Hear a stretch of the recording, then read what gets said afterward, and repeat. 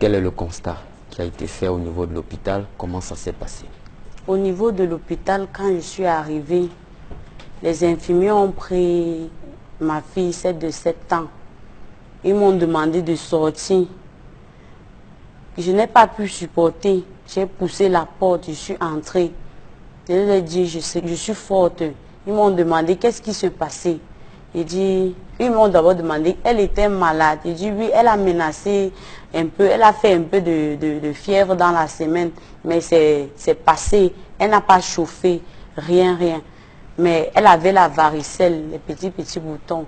Elle dit qu'il n'y a que la varicelle là, elle n'a pas chauffé toute la nuit. Et les infirmiers me disent que ça va aller. Mais après, ils me repoussent dehors. Quand je reviens, je constate qu'ils ont déjà mis la perfusion. C'est là-bas où je m'exclame. Je dis que mais vous mettez la perfusion sur l'enfant, vous n'avez même pas regardé le taux du sang, comment. Eux, ils se mettent à m'insulter. Est-ce que tu as fait la médecine? Et que ouais, maman, excusez-moi. C'est là-bas qu'ils me montrent les examens du sang qu'ils ont fait. Ils ont dit que le taux du sang est bon. C'est pour ça qu'ils ont mis la perfusion. Ils ont directement amené la fille en salle. Quand on arrive en salle, elle était allongée, elle avait froid. Puisque quand on a mis la perfusion, elle a commencé à bouger légèrement le pied. Et ils m'ont dit que ça va aller, calme-toi, ça va aller. Je priais à côté d'elle. Après, ils ont dit que non, elle a froid, il lui faut le pull et les chaussettes. J'avais tout laissé à la maison, même le téléphone. Et je prends le pagne du voisin, je lui couvre avec. Après, une autre infirmière, elle dit que non, il faut qu'on lui place le thermomètre. Elle soulève les selles, elle veut placer. Celle qui a mis la perfusion arrive directement et dit que non, place plutôt à l'anus, ça c'est plus rapide à l'anus. Quand on me demande maintenant que j'enlève le slip pour qu'on place le thermomètre, quand j'enlève le slip de l'enfant et constate qu'elle a fait les selles, je retire le slip, je dépose, j'envoie ma main sur la table du voisin et prends le papier hygiénique. Quand j'écarte les fesses, je veux nettoyer les fesses de l'enfant. L'infirmière qui est à côté crie. Je suis saute, j'avais peur que peut-être elle a rendu l'âme.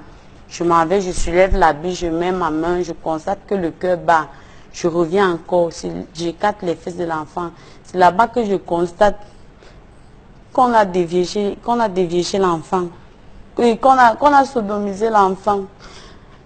Les infirmiers sont venus, ils m'ont poussé, ils me demandent que recule-toi. Dès que je me recule, je constate que on a violé tous. Je constate qu'on a violé, je me mets à crier. Je crie. L'infirmière m'amène dans la salle. C'était l'hôpital catholique. Quand j'arrive dans son bureau, elle me console. Elle me dit, ma fille, nous allons prier. On a prié. Je lui demande, est-ce qu'elle va s'en sortir? Elle me dit, oui, elle va s'en sortir. Mais il faut d'abord qu'elle sorte dans le coma. J'ai dit, merci Seigneur. Quelques minutes après, mon beau arrive, le petit frère, mon mari. C'est là-bas qu'il me demande, Dorian, qu'est-ce qui se passe? Je lui dis, nous voilà tous dedans qu'on a violé. Il dit quoi? Il me dit qu'on a fait quoi? Il dit que voilà tous qu'on me met dedans, tu vois. De quelques minutes, voilà son frère qui appelle. Et il dit, Dorian, prends le téléphone, je prends le téléphone. Son frère me dit, j'apprends que quoi? Il dit, voilà tous dedans qu'on a violé. Il dit que voilà Kyrian qui est aussi morte. Kyrian qui est aussi morte, je n'ai pas pu supporter. Je n'ai pas pu supporter quand on m'a dit Kyrian est morte. Le bébé que j'ai laissé à la maison, qu'on a vu, on me dit Kyrian est morte. Quand on me dit que Kyrian est morte, j'ai dit pardon, suivez tous, je m'avais confirmé. J'arrive à la maison. J'arrive à la maison comme une folle. J'arrive et je ne vois personne. J'ai l'assurance, je me dis non, peut-être on raconte. Quelques minutes après, voilà le corps de Kyrian qui arrive. Je n'ai pas pu supporter. Oh, le corps de l'enfant qui arrive. Je porte Kyrian. Je l'appelle, elle ne répond pas. Dès qu'on l'amène dans la chambre, et maman dit, surveillez aussi si on n'a pas violé le bébé. Je me lève rapidement, je m'en vais dans la chambre, je garde la nuit de l'enfant. Je constate qu'elle-même on a violé. Je constate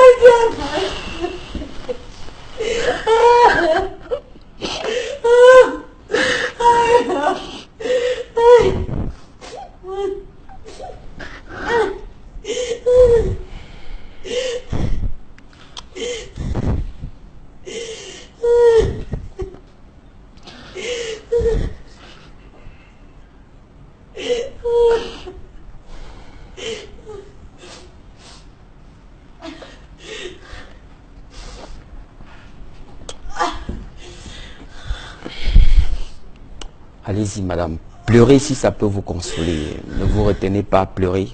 Si ça peut vous remonter, si ces larmes peuvent vous apporter un brin de courage, ne vous en retenez pas, coulez vos larmes.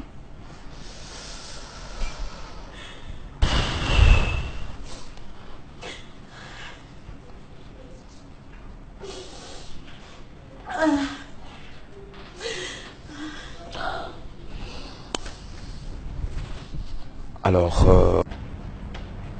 il a demandé, on a demandé de lui, il a voulu corrompre le commandant, mais le commandant a refusé qu'on le garde jusqu'à ce que les enfants arrivent. Il était désespéré et qu'il ne pouvait pas passer la nuit là-bas.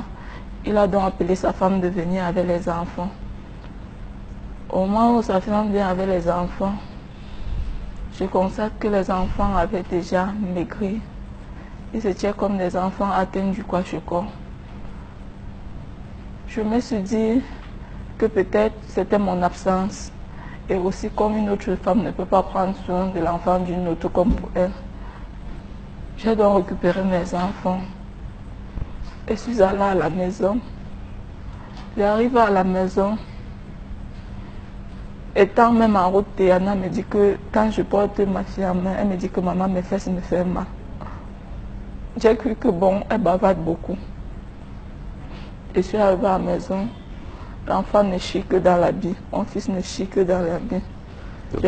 J'ai retiré le premier tout. À peine retiré, il a encore chié. Je l'ai tapé. Je ne savais pas que c'est l'éducation que vous a donnée votre papa. Je constate qu'il y a le sang. Je cours, je m'en vais à la pharmacie. J'achète le remède de la dysenterie. Je donne à l'enfant. À peine donné, l'enfant chie encore en pleurant. C'est où je retire l'habit de l'enfant. Pour dire que mais c'est que j'ai de dysenterie et ça sort le plus sang comme ça. J'ai été curieuse. Je voulais voir vraiment le sang, où vient le sang. C'est où j'essaie d'écarter l'anus de l'enfant, je constate que c'est ouvert. L'enfant avait une anus cassée du moment où il avait raison de faire les seul. L'anus de l'enfant était large. Et tellement qu'on l'avait utilisé, il était troublé psychologiquement. Il faisait maintenant que comme un fou. Je me suis dit que c'était l'éducation de sa femme. C'est où je cours, je crie, on sort. On me demande que c'est quoi, je dis regardez l'anus des enfants. On écarte l'anus. On voit que l'enfant a raison de faire comme un fou. Il a l'anus ouvert, il a pris tout le temps d'utiliser l'enfant comme sa femme. Je cours donc, je rentre chez le commandant avec les enfants. Le commandant, le Congo, il ne vient pas. Il me demande d'aller à l'hôpital. D'abord, je cours et m'en vais à l'hôpital central. Étant à l'hôpital, tous les infirmiers secouaient seulement la tête, que je ne pleure plus. C'est où on interroge ma fille. Elle dit que Puis il n'y a que ma fille qui parlait un peu. Elle dit que mon père mettait souvent le savon dans mes fesses.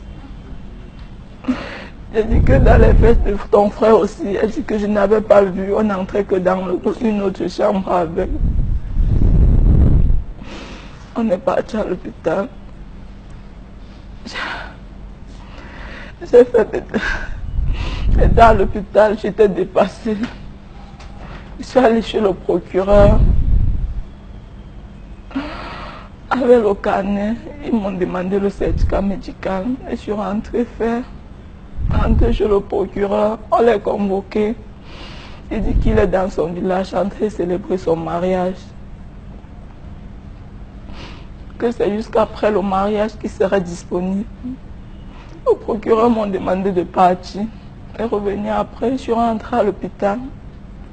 Revenir après, j'arrive à l'hôpital. Je reviens après, on le convoque encore. Il dit qu'il a plutôt dit 1 mois. Il n'a pas parlé d'1 semaine. Le procureur me demande encore de partir. Je porte les enfants, rentre à l'hôpital. On demandait l'opération pour l'anus du garçon. Parce que le garçon était tellement utilisé. Étant à l'hôpital, je ne savais plus quoi faire. Je suis alors restée devant la porte du procureur, que je ne bougeais pas d'ici. Je ne sais pas où je pars de ces gens d'enfants. Enfermez-moi, si vous voulez. Je meurs et que je me libère de cette souffrance. Je ne sais pas ce que j'ai fait. Je suis restée chez le procureur jusqu'à 17h. Je dois porter mes enfants rentrer à l'hôpital.